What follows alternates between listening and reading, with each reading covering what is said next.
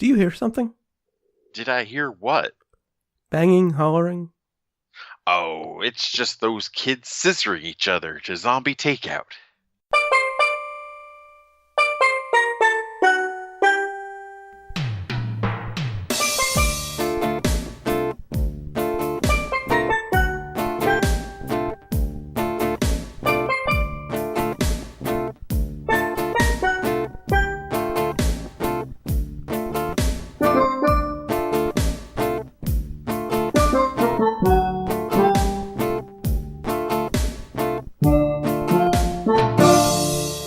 What's up? Welcome to episode 340 of Zombie Takeout, Zombie takeout.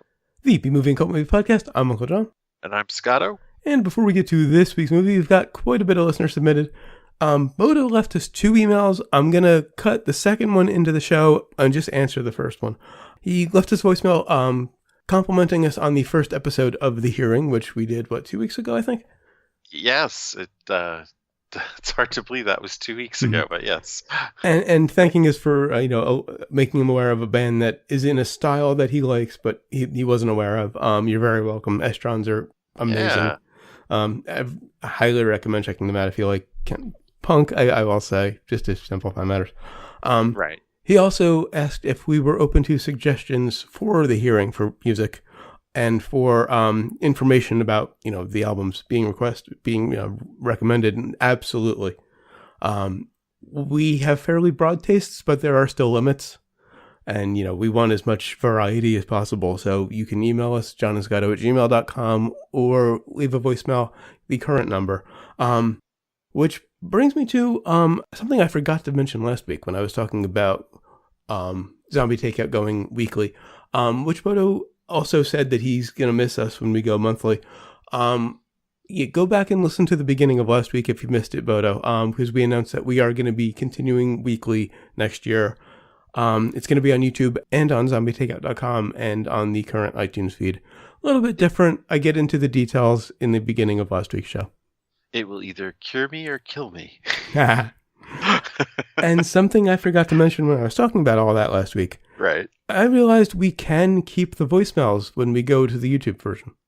Oh, nice. We were talking about having to cut them out, but I realized because of Bodo's video that I had to cut in, what I can do is take the audio from the voicemail and, like I do with the current video version of Zombie Takeout, just put a still image of the text of the voicemail on it and cut that into the episode. And we'll just have the actual text of it in our notes so we can respond to it. And then it occurred to me what I could also do is take the actual Google Voice translation. Oh, wow. So we can see the many names of Bodo Winter. Well, it'll be in the final version. I mean, I think I could probably show you ahead of time, but it'll be in the final version, yes. I mean, that's like the Faulty Towers gag, with the sign. Yeah, we've been joking about this for how long, and you'll finally see what we're talking about. And Bodo also left us a voicemail about last week's movie, Prometheus. Otto here. Hey, I'm doing a live as I'm listening to the show. First of all, it couldn't have been the first Alien unless the Predator versus Alien's not part of the known universe as far as that goes, because in that very first one they were talking about the aliens being around during Egyptian times, pyramid times. The first 5 or 10 minutes, absolutely beautiful on that movie. Stunningly beautiful. I love the first 5-10 minutes. As far as the guy in the mask and jerking back and forth 80s video, are you thinking Metallica 1? Because that kind of has that in there. Armless, legless man of the world, that they took from Johnny Got His Gun. Not an exciting movie. But anyway, thank you. Have a great day. Bye. Thank you, Bodo. I did a little research on AVP. It's kind of up in the air as to whether it's canon. Some sources say yes, some say no. I don't think there's been an official word on it. But there were also the xenomorph sculptures in Prometheus, so that does suggest that the one that was birthed at the end wasn't actually the first xenomorph. They probably just got rid of the other ones that appeared, but who knows what happened there, how that battle ended. Right. Exactly. I mean, they kind of show some hints of someone getting decapitated, but that doesn't necessarily say how the battle ended. How the aliens lie dormant. Right. In that movie. Yeah. There's a lot they don't explain in Prometheus. Yeah, that's the and a problem. lot that they didn't need to explain that nobody gives a fuck about. Yeah. And as far as the first 15 minutes, a lot of the movie looks great. Ridley Scott is good at that. His movies look beautiful. Storyline, I honestly, I disagree. The first 15 minutes, I mean, a lot of that was just some pretty bad CGI there, Okay. I thought. That waterfall and everything. Well, that was actually Iceland. That was not CG. I think the waterfall was CGI. No, that's actually Iceland, dude. I've seen that location before. That particular waterfall, the way it was that's real. splashing up. I'm reasonably sure that was an actual waterfall in Iceland. That's why they went to Iceland. That's why you go to Iceland to film because the place looks amazing. Ridley Scott has a tendency to, make really good looking movies that have iffy storylines. People are going to hate me for saying this, but I recently took a shot at the final cut of Blade Runner. I've never been able to get through it, but I'd only seen the theatrical version. Got halfway through and lost interest. Beautiful movie. Visually, it's incredible, but storyline, sorry, sorry, Roberto. It's been a while since I've seen it, but I never remember not liking it. It's, It wasn't bad. I just didn't care halfway through.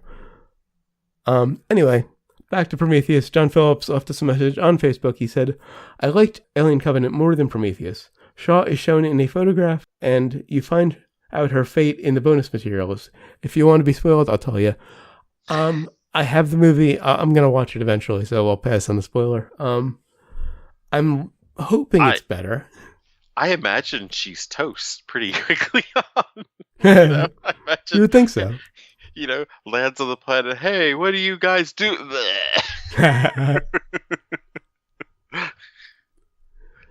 And that brings us to this week's movie, which is from 2014, Zombeavers. And of course, that brings us to the impromptu plot summary, sponsored by Adolescent Sexual Innuendos. Need a script for your next painfully derivative, even for a parody horror film, and don't want to do more than copy and paste a bunch of genre cliches? Then try piling it up with Adolescent Sexual Innuendos. At least teenage boys will be entertained. And also brought to you by Cabins in the Woods. Looking to get away from it all? Don't. Not to be confused with Cabins in the Woods, Cabin in the Woods, or A Cabin in the Woods. All right. So, we have yet another cabin in the woods. What can you say? I mean... That just so happens to be the vacation destination for a bunch of college students. This is it was pretty much the exact beginning to that one with the fish, that anime, the college girls going to the cabin in the woods. All right, so on the way nearby, there are these two guys who are transporting a hazardous material. Probably my favorite part of the movie. Oh yeah, Bill fucking Burr. That's who that was. Okay, I knew he looked familiar. And John, a brain just for Bill Burr alone. And John Mayer was the other driver. Yeah, one of the best stand-ups of our time, honestly. Bill Burr, famous for just throwing out an absurd, offensive statement, and then hey, wait, hear me out, and then him going through this whole thing to explain it. So yeah, they hit a deer. They unleash the toxic waste into the wild, where it finds some beavers, and it turns them into zombies or toxic Avenger beavers or something like that. Yeah, zombies, really. Of course, hence the title. Because if you cut Toxie in half, I'm pretty sure he'd die if you could do it. Yeah, you're probably right. But of course, nearby is a cabin in the woods where the three college girls trying to get away from their boyfriends. And, the boyfriends get invited by one of the girls there, and the beavers attack, and hilarity ensues, honestly. The Harbinger shows up, in the topless scene, and later on just to try to save them. And Right. You get the Harbinger. I forgot You got to have the Harbinger on line one. On line. Yeah. What a great movie that one Yeah. was. And I'm Why so couldn't we glad do you. that again? And I'm glad you called that Toxie, because that's all I was thinking in that first scene when I see the medical waste, rolling into the swamp is Toxie. Yeah. And that is an amazing opening scene. Bill Burr Oh, is yeah. great. And John Mayer actually makes a great Chong. Right. I assume that was the dude from SNL that does like the giggling, Mhm. behind his hands. I forget his name. He does documentary now, Right. but yeah. Then I'm like, wait, John Mayer? He's basically the Chong. I mean, he's not stoned, but he's kind of playing that role, and he's great. Yeah. And then we get to this obnoxiously long opening credit sequence. And then a movie that I was wondering if it was, a Thanksgiving kind of thing where it was, just hitting the cliches directly and then it was just going to get awesome halfway through. No. Right. I mean, we're expecting. I don't know. I was expecting the beavers to have personality. The beaver attacks I kind of enjoyed just because they were so ridiculous. They were animatronic beavers and very cheap animatronic beavers. Right. I liked it on that level, because it was so out there. And I did like Mrs. McGregor's scene because she just, is this older woman who, seems very nice and proper and just goes on this profane rant about her daughter. So they do throw a few nice little curveballs in there, but nothing to carry an entire film. No. That's the problem here. This I was is that best a skit, know? Yeah. I was rooting for the beavers. I mean, you expect it to get into the absurd, Yeah. you know? It lends itself to it. It's the title. It's. I mean, and I think the closest they get to the absurd is when the humans turn. Right. Yeah. I don't know if you mind me skipping ahead to that part. Go ahead. I mean, when the humans turn, they get large buck teeth and tails. And tails. I thought that was going to be a dream sequence, but then they never pulled out of it, and I realized, wait, how did a beaver, masquerade as Jen, the character's name? Right. And then I realized, wait, no, she turned. Right. So I think they totally set that up where you think that, you're going to see a camera cut to them getting up and, Yeah. But no, that's really it. And that definitely bought it a little bit. I hated everybody in the movie, aside from some side characters. I liked the drivers. I liked Mrs. Gregerson. That's about it. Yeah, the drivers needed to be in the film more, of course. They need their own movie. But yeah, the rest of the cast I hated. So, I liked the couple next door that we were referenced in the intro. They were good too. Right. I thought that was Frances McDormand first, but no, it's another actress who, Phyllis Katz, who was a regular on MASH. Oh, okay. And just, has just been around. No, I'm wondering if I've seen her in anything here in Chicago because she seems based out here. All right. And there were some nice kind of, I wouldn't quite say absurd, but kind of ridiculous moments where, the zombie beavers somehow managed to know how to, cut the phone lines or know that they should cut the phone lines. Well, they asked, do you think they did that on purpose? And, they never really answered that question. And there, when one scene, one of them is swimming backwards and it kind of looks like a crocodile, swimming tail first. I think that was the big component missing from this movie, were that the beavers should have grown personalities, like gremlins, kind of. Right. You got Stripe, you got, and then of course in the second one they were ridiculously, personified. Right.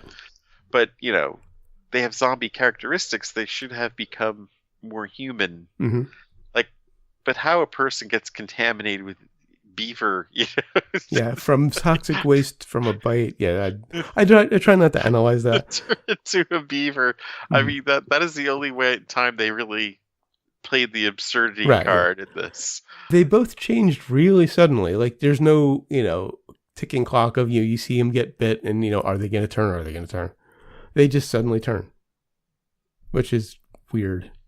Yeah. Maybe I'm just so used to the typical zombie cliche of, the person who gets bitten and says they're fine, and then little by little changes. But they were, they were rushing to get this thing done. Well, yeah, true. I mean, they only had so much material to really last Right. as long as this movie did. And there's this sort of romantic drama going on. One of the girl's boyfriends cheated on her with one of the other girls, and of course, midway through the movie, you get those three stuck in the house together while the other three go for help. Right.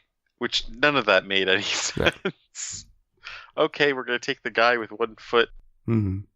And honestly, I mean, unless you had that thing really, that dog vest tied so tightly, how would he not have bled out after like you can't how really many use that hours? as a tournament. I did think the beaver dam blocking the road was clever. Of course. That went was without nice. saying, honestly. But why couldn't the truck have driven through it? Good point. It's just a beaver dam. I keep flipping that. It probably could just barrel through it. I mean, honestly, if the beaver was smart enough to cut the phone lines, how come the beaver couldn't have, cut something in the the gas truck? liner, yeah. And the only thing that really buys it a solid brain, aside from the truck drivers, is the woman who had sex during the movie and who was sort of the most overtly sexual was the survivor. They went completely against that trope. Or kind of the survivor. Well, I don't know if we want to give that away, but... Yeah, I would want to give that. She survived the beavers. I'll say that. She got away from the house. The one who, typically would die first got away from the house. I liked that. And then what happened to her, that whole part of it just buys it a brain. You kind of knew something was going to... It wasn't just going to end where it was going to end, though. Yeah, right. There's some more time left, of course. And lots of outtakes, which was a nice touch. Well, yeah, because it seemed like they were just letting Burr and Mayer just riff. Yeah. I got the impression that that was all just completely ad-libbed. They didn't really have a script. And they were, letting the other guy during his sex scene just kind of ad-lib too. Mm-hmm. Oh, one little bit of trivia. While on the raft early in the film, the girls are drinking Ipsum Lorem light beer. Ipsum Lorem is Of course. Standard block of nonsense text used as a placeholder by graphic designers. That was a nice touch. Sequels and remakes? Sequels and remakes, yeah. Zombies, obviously. Ah, boy.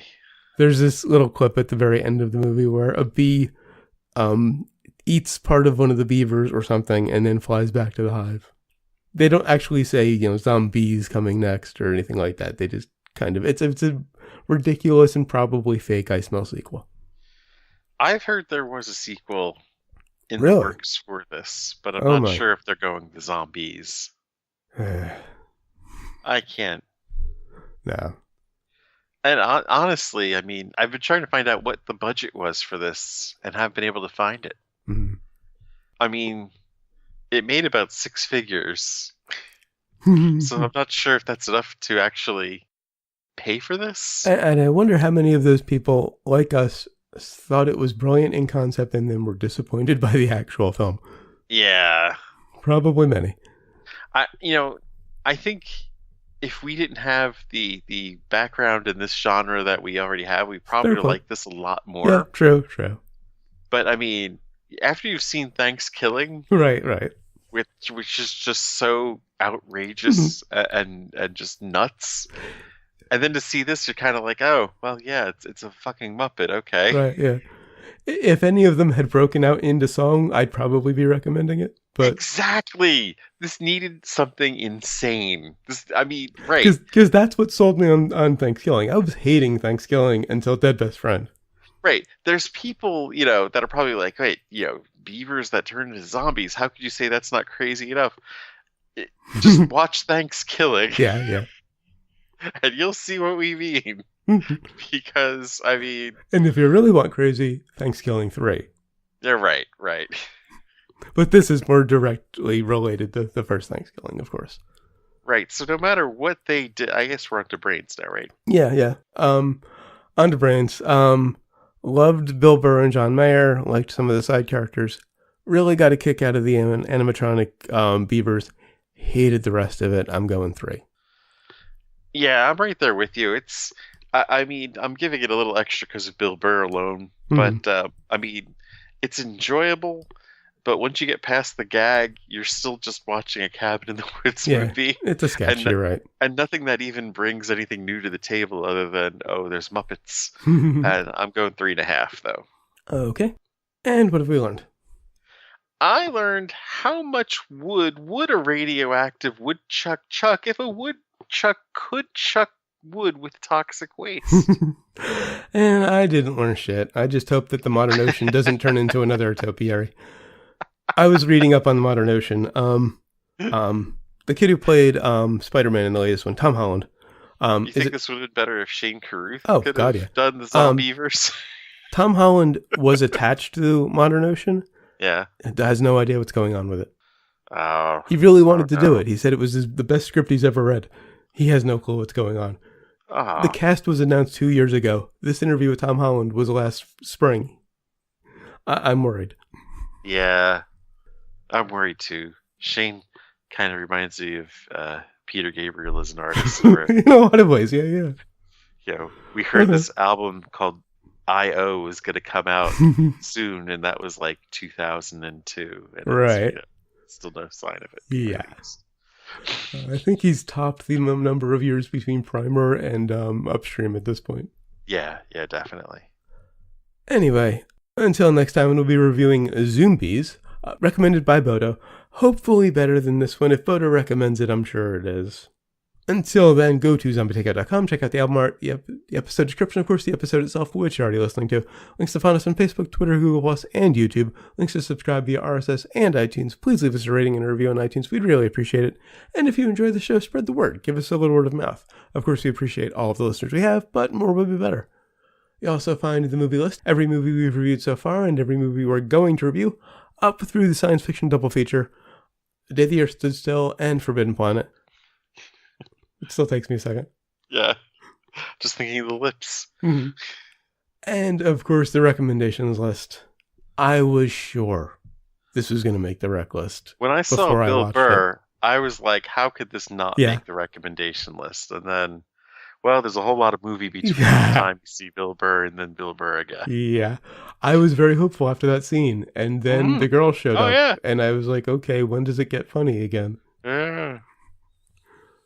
Of course, you can email us zombietakeout@gmail.com or leave us a voicemail at 414-368-CT01 or for the alphanumerically challenged, 414... You can damn yourself. 414-368-9861. Nicely done. Of course, always remember that you'll always be calling from the middle of Milwaukee, and until next time, always remember, never forget, wherever you go in life, there you are. There you are. Please stop with the beaver jokes.